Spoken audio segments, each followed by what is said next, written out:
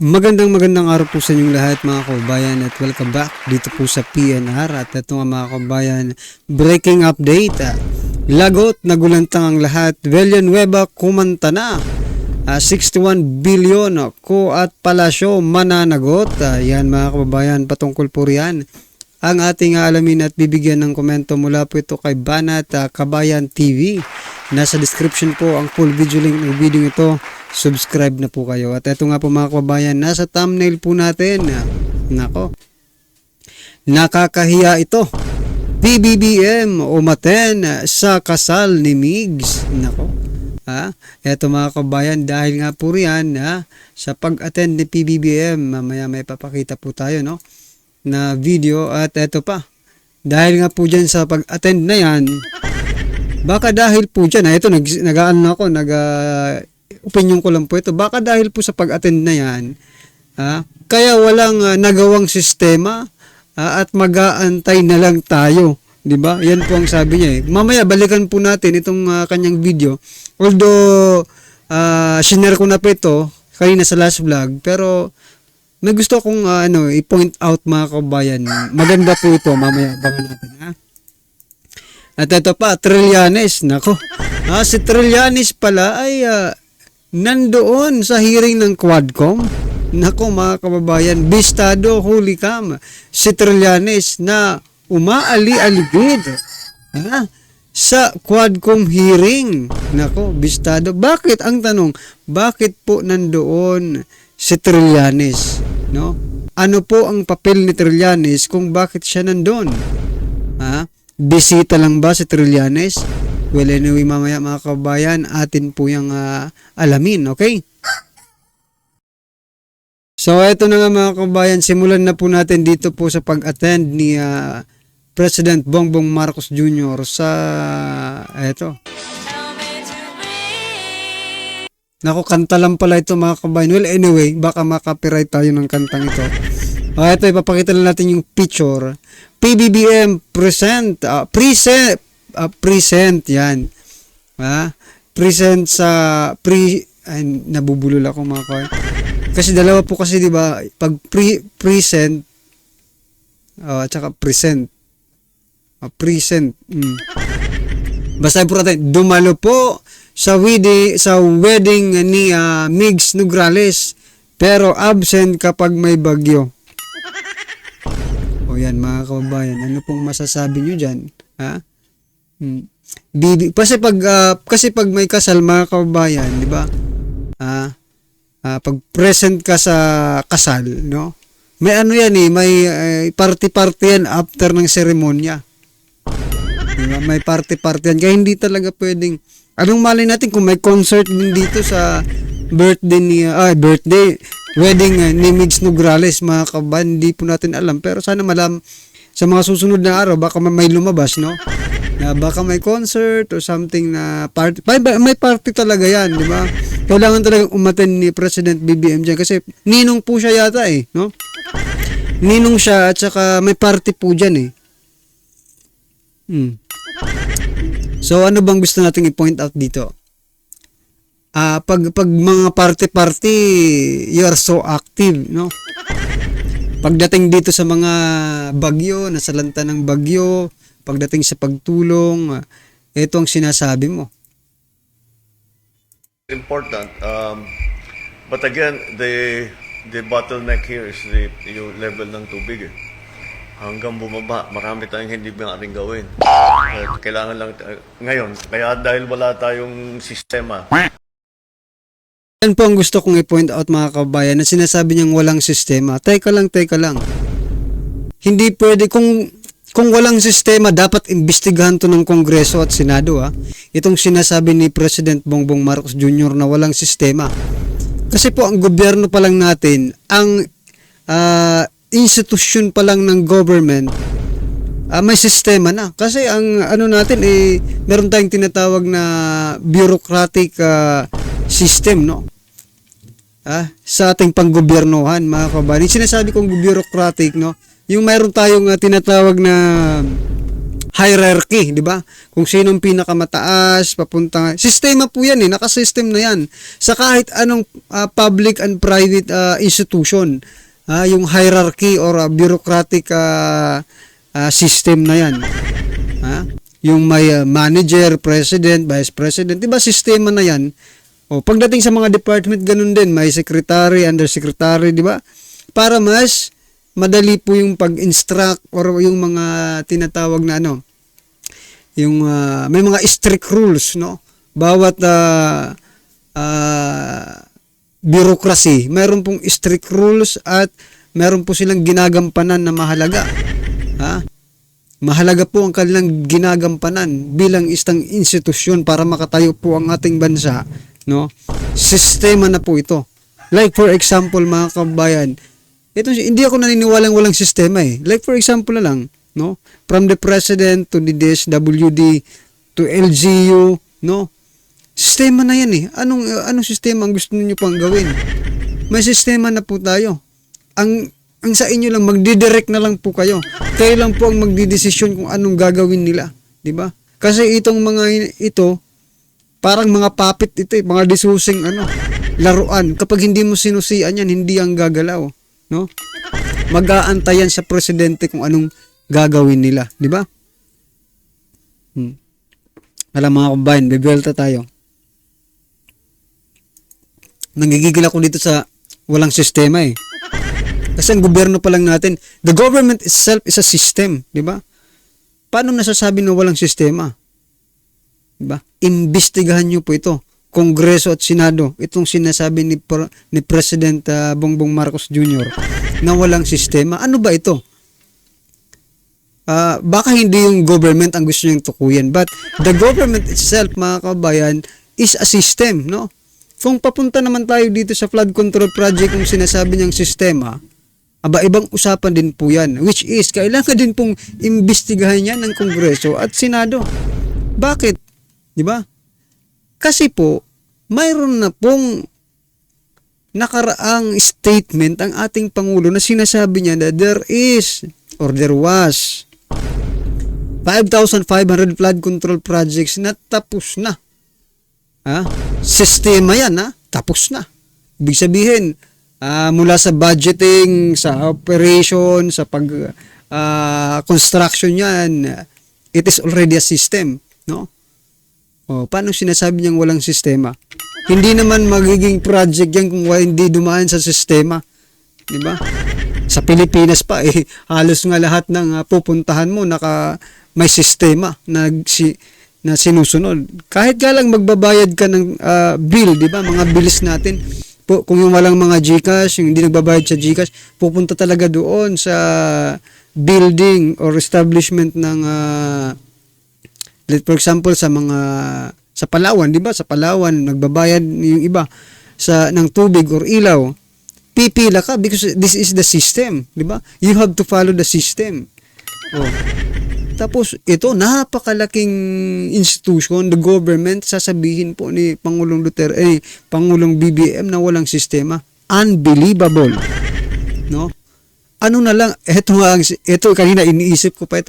Ano kaya ang magiging implication nito sa foreign? Kasi ito gustong-gusto ko talagang kasi si PBBM mahilig po mag-travel for investment, di ba? Para makakuha ng investment sa ibang bansa. Ano na lang kaya ang sasabihin ng ibang bansa, no? Na ganito pala ang presidente natin, walang sistema.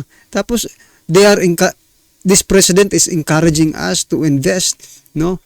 To put investment in the Philippines wherein there is no systematic program or what else, di ba? Di ba? Nakakahiya po kaya nga po nilagay ko nakakahiya po ito. Bukod sa nakakahiya po sa sambayan ng Pilipino, nakakahiya po ito doon sa kanyang mga pinuntahan noon na nag-pledge, no? Bakit ganitong presidente? Walang sistema. Paano na kami makakapag-invest dyan? Nakikita nila, magdi 3 years na, wala pang mga project. Paano lalago yan? Ang investment namin kung mag-i-invest kami. Di ba? Matatalino po. Kahit nga tayo, naiisip natin na hindi tayo taga-ibang bansa Sila pa kaya, hindi nila maisip yung ganitong inaiisip natin? Na pera nila yan? Diba? Naiisip nila yan. Kaya mahihirapan talaga tayo, mga kaubayan, no? Ito, sabi niya, mag-aantay na lang tayo. Lagot na. Mag-aantay lang tayo. Kawawa naman ang tao. Good man. Nako. Kawawa naman ang tao. Naka-smile pa.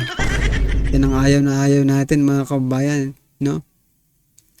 Si Pangulong Duterte, di mo makikita ganyan. Pag ganyan ka sa administrasyon ni PRRD, huwag ka nang pumasok sa susunod na, anong tawag, cabinet hearing, ha?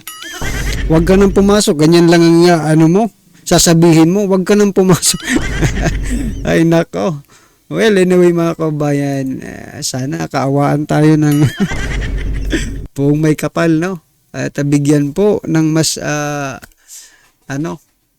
bigyan po si PBBM ng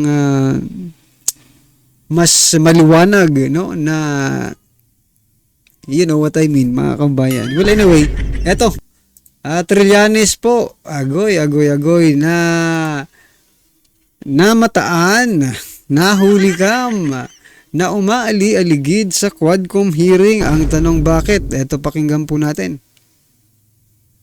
Teka lang, walang sound dito. Meron pong Quadcom hearing ay nasa palit-paligid ang dating senador na si Senador Sani Trillanes. Di lang nasa paligid dyan. Oh. Nasa mismong kwarto nung chairman ng mga komite. Alak. Nasa kwarto ng chairman ng mga komite. Baka kinuha yung transcript, no? Baka kinuha yung transcript na ipinasa niya di umano sa ICC. At hawak na daw ng ICC yung transcript na pinagsasabi or inamin daw ni former President Duterte diyan, no? Sa Blue Ribbon Committee na yan or sa Quadcom Committee. Ano ang tanong, anong posisyon ni Trillanes, no? Anong authority ni Trillanes para kunin yon, no? Para pakialaman yon. At sino ang papasok sa kanya dyan? Ano mismo? Si Senador. Oo. Ganun ba? At Akala ko pa naman nasa palit-paligid lang, parang Andun mismo. sisilip-silip. Nandun mismo. Hindi man may kakahila dyan. Una, may CCTV, ha? May CCTV sa kamare. Ako nagtatanong lang ako, ikaw pala May CCTV sa kamera. Oo. At paglabas mo ng house, may mga CCTV sa paligid ng makikita. Ang alam ko, nag-file ito ng Certificate of Candidacy bilang mayor ng Caloocan. Oo. Makakalaban yung along malapitan. Ano lang pala yan, Jen? Batay dun sa impormasyon na nakarating sa akin, smoke screen lang pala yung pagtakbo niya dyan. Sa Caloocan? Oo. So hindi siya seryoso talaga? Para hindi siya masyadong mapaghinalaan. Ito ang tanong na lang nila siguro. May ebidensya ka ba na si Trillanes ay nandun talaga sa hearing kapag nag-hearing yung Quadcom? Ako ngayon natanong ako kung Meron? Wala akong alam Ang sagot, meron po. Meron ka. Meron. Yan, pasabog mo yan. Kami baka mahimatayin kami. Hindi namin muna ilalabas. Mas maganda, umamin na muna sila. Former Senator Antonio Sani Trillanes Deport on Wednesday, today yan, ha? Okay. Said the transcript of the Monday Senate hearing on the former administration's drug war has been sent to the International Criminal Court. Ano sabi niya? The transcript Ang transcript of the Monday Senate na ang hearing pagdinig noong Lunes sa Senado ay on the former administration's drug war tungkol sa dating kampanya ng yung drug war ng dating administrasyon ay has been sent to the International Criminal Court. naipadala na sa International Criminal Court. Dagdag, ha?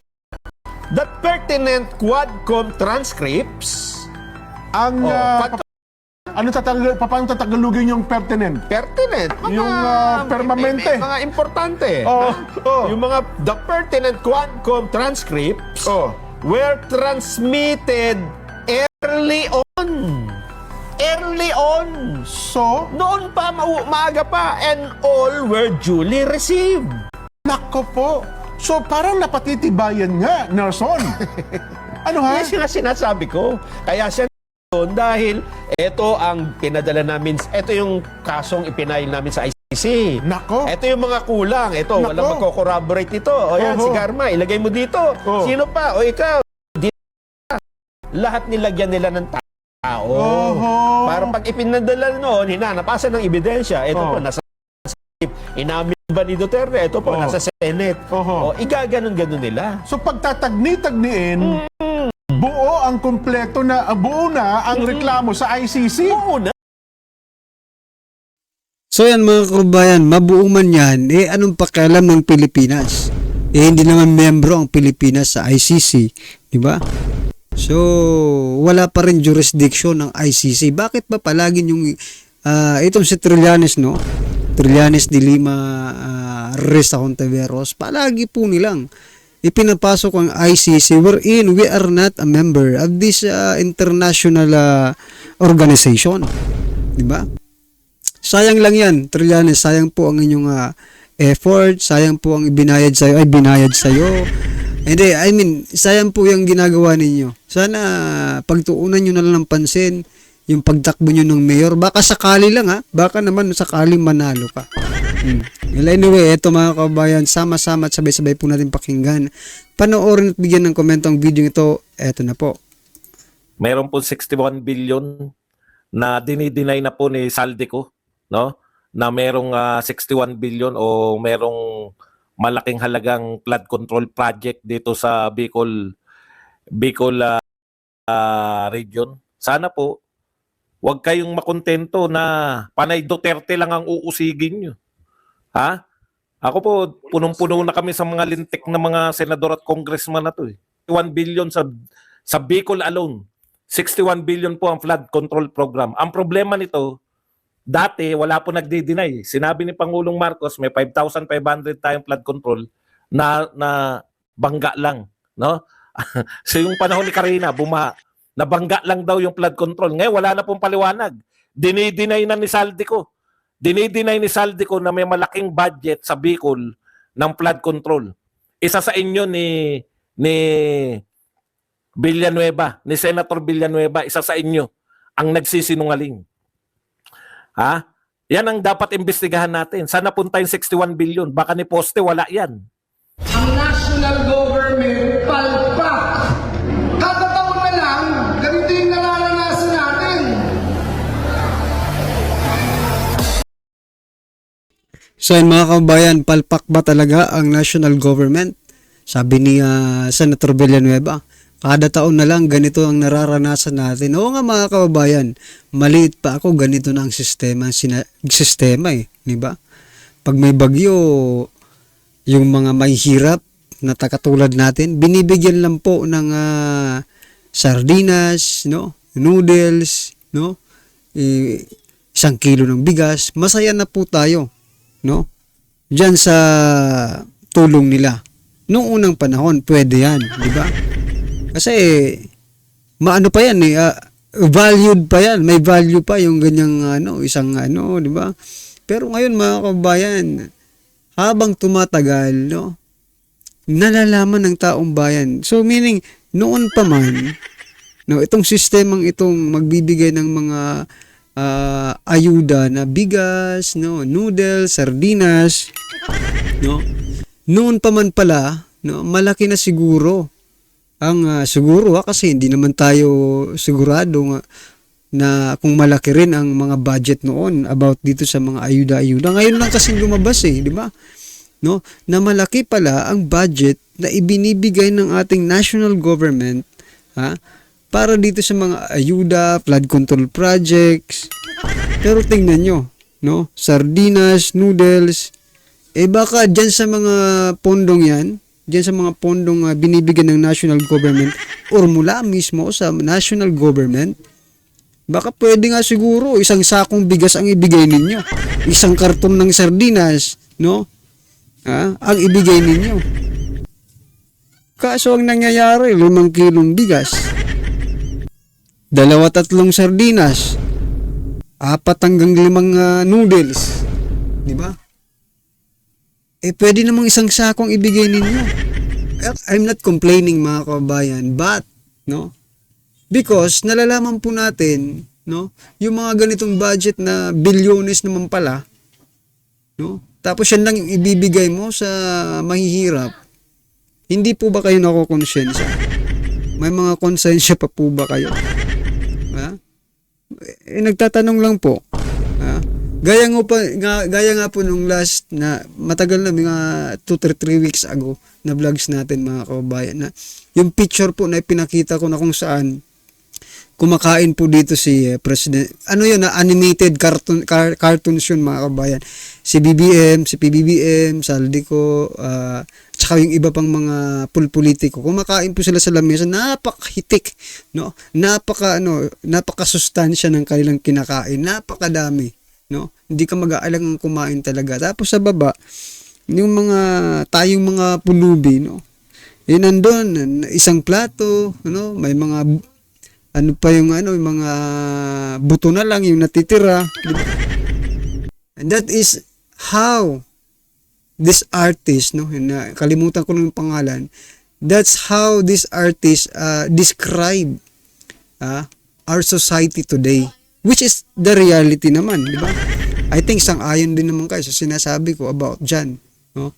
Well, anyway mga kababayan, ano man po ang inyong reaksyon, opinion patungkol po sa video ito, i-comment lang po sa baba para at least alam po ng ating mga kababayan ang inyong opinion. Maraming salamat po.